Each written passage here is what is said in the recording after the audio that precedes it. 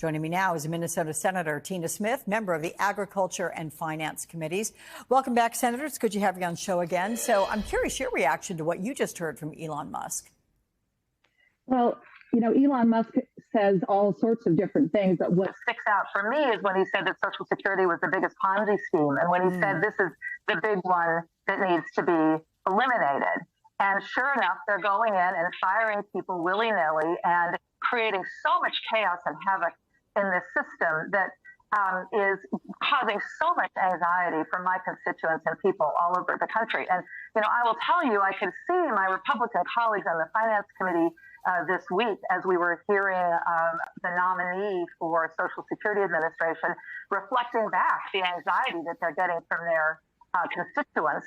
But at the same time, are they willing to do anything to stop this? Apparently not. Yeah, that hearing you mentioned, that happened Tuesday. It was Frank Bisignano, who is Trump's pick to lead the Social Security Administration. He faced some tough questions from your colleagues about DOJ's work in the department. You made a statement rather than ask any questions. Let's show the viewers some of that. I actually don't have any questions for you today. I can see the handwriting on the wall here, and I've heard your responses to the questions so far. This is a travesty. And we can see what's going on here, and Minnesotans can see it as well. This is a wholesale effort to dismantle Social Security from the inside out. And this is not about rooting out waste and fraud and abuse.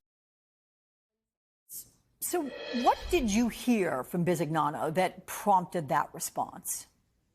Well, I could hear him over and over again deflecting, pledging to protect Social Security, while at the same time he is asking to lead an agency that the administration he's going to be a part of is involved in this wholesale taking apart of Social Security from the inside out.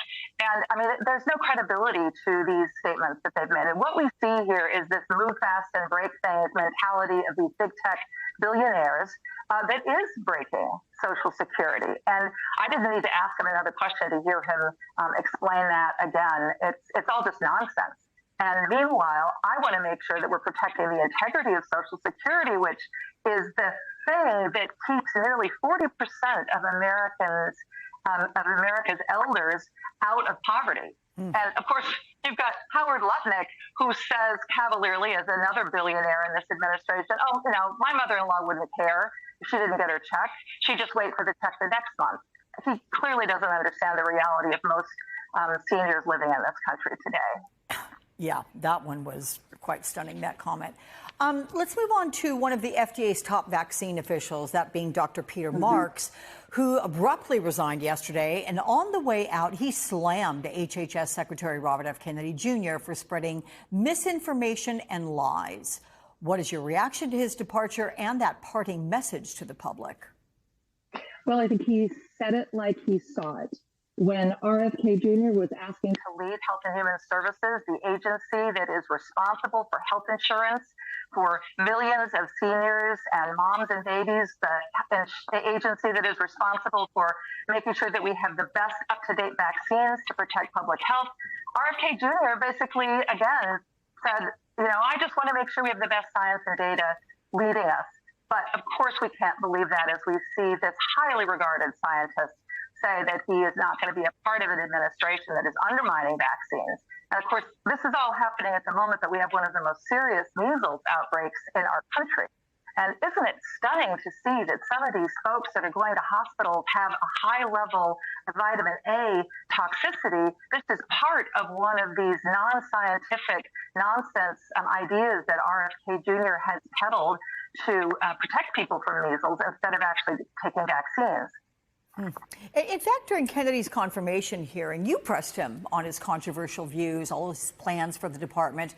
Based on the answers Kennedy gave you, were you surprised this week when he announced plans to fire 10,000 HHS workers? I mean, do these cuts square with his testimony during the confirmations hearings? These nominees of President Trump come before Congress and they basically say whatever they think they need to say in order to slide through. And unfortunately, our Republican colleagues are buying this, even when I really believe they know that this is not actually going to work out so well for them. And so this is just the way the game is played right now, and I think it is a travesty.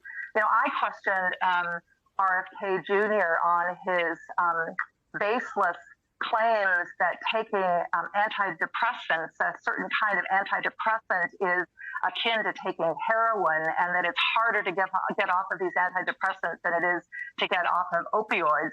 Again, an example of non-scientific gobbledygook that has the real risk of really damaging people's health rather than improving our health in this country.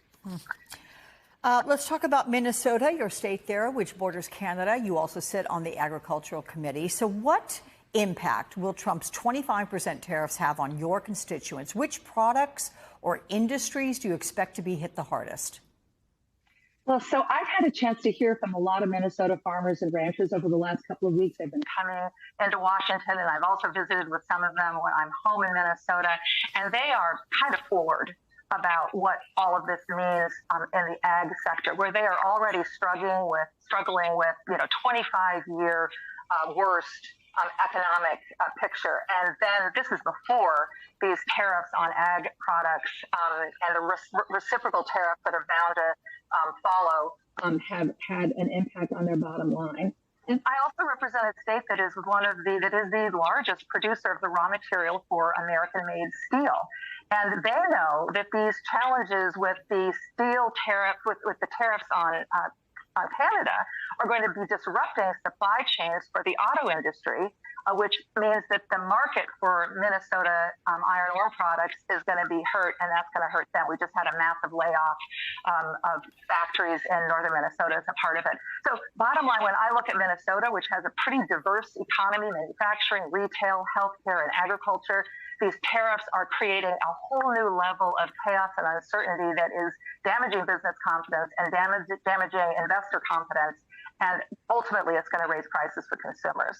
Okay. Minnesota Senator Tina Smith, thank you so much for the conversation. Appreciate it.